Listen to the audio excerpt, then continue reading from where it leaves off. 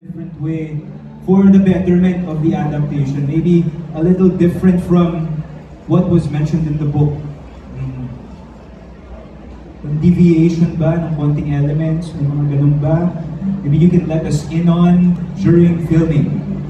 Maybe not, baka hindi po ako as on my own. Pero kapag kasi ginagawa mong adaptation, I realized that there are certain things on the book that's not very logistically possible, or yung ibang mga details, it's not, you really can't because of permits, because of location, because of characters, and I think yun yung, well, here in University Series, as far as I know, let's say the blue school and the yellow school, you really can't name them publicly kasi may kailangan kang mga permits in order to do that.